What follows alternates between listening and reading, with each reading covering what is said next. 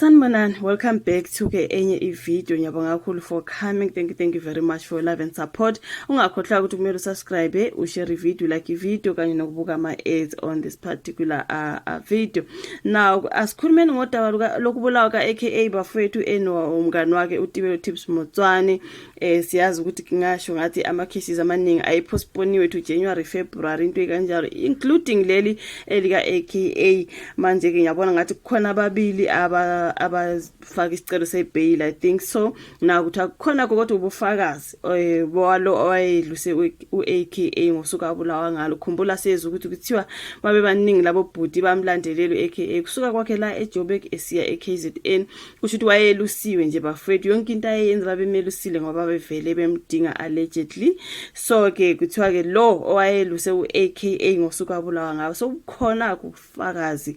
So now I think uGwabeni, if I'm not mistaken, kuthoka umbuso uveza ukuthi usunabo ubufakazi bevideo ekhombisa umunye wabasolwa abahlane ecaleni lokubulawa komrepo AKA obumveza elandela umculi efike esikhumulweni sezindiza eKing Shaka International Airport ngosuku ke abulawa ngalo.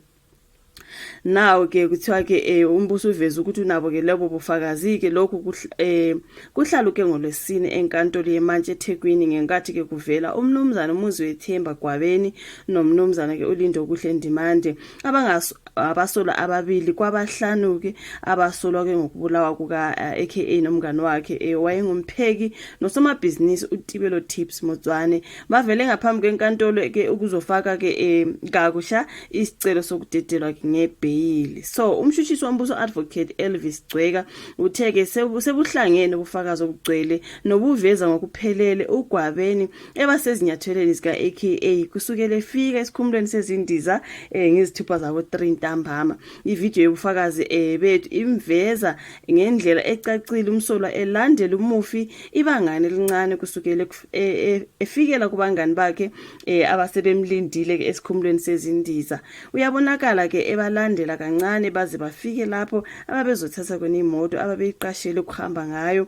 Ubalandela njalo ngezinyawo aze ayogibela imoto yohlobo oluyi-BMW ede ekhuluma nocingo exhumana nomunye wabasolwa kuleli cala uLindani Ndimande kuze kube umufi nabangani bakhe bafike ehotela ababebhuke ukuzolala kulona elisemhlanga eThekwini kulanda lapha umshushisi uGcweka. So na oGwabeni noNdimande bavela phambi kwenkantolo nje ngoba bebezoveza izethulo zokwenza abakholwe ukuthi abazokwenza bakholwe ukuthi bafanelwe ukunikezwa ibail ukuze balungise abakubize ngezinkinga ababhekane nazo, something like that.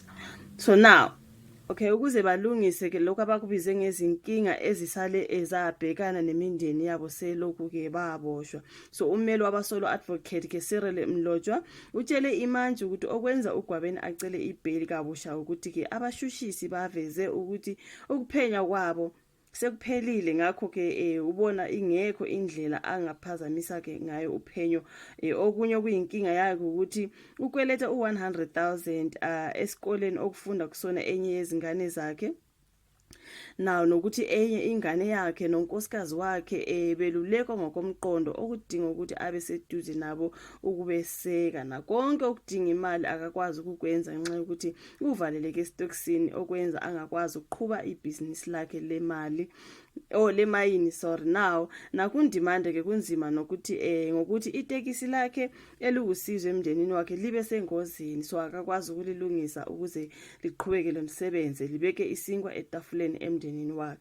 Na umndeni wakhe uyasokola ezimalini njengoba ke engekho okwenza isimo sibe muncu ekhaya ngoba ubhekelele nezidingo nezindleko zamakhosikazi kayise ongasekho ilo munye. So angazi bafethu umshushisi omkhulu advocate Lawrence Gcwaba uthe izethulo ke ezommeli wabasolwa ngazanele ukuthi zingenza ukuthi banikwe ibail nokuthi uma bededelwa ngebail ngeke babe nesiqiniseko sokuthi ngeke baphazamise ukuqhubeka kwecala. Imanje uVincent Hlatshwayo uthe ubufakazi nezethulo okubekwe phambi kwayo kuningi kakhulu, ngakho kuzodinga ukuthi ke ayokufunda eqala futhi ikucwaninge ngaphambi kokuthi kuphume isinqumo.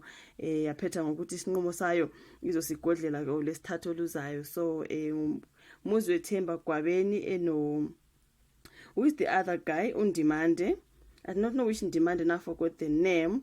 Nayo khala ngetekisi lake eliphukile odinga ukuthi ayolilungisa. UGwabe nayo khala ke unkosikazi wakhe nengane ngale 100k wesikolo sasesikoleni.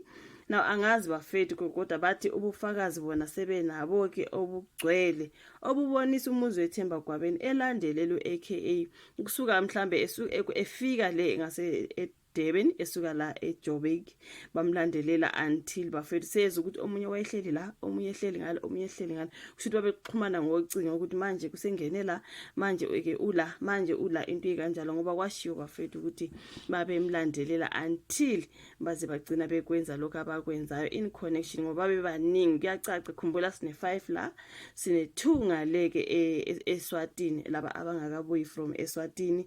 So yeah man you guys, so uGwabeni njengoba ecela bail njena bafethu khona kuthiwa sekunofakazi okugcwele ngaye ukubonakala ebusy elandelelwe aka good luck bra, like good luck. Angazi bafethu ishivo lakho comment section, ulike ivideo, busiya subscribe, uyashare ke asiphinde sibonane kwenye ezolandela.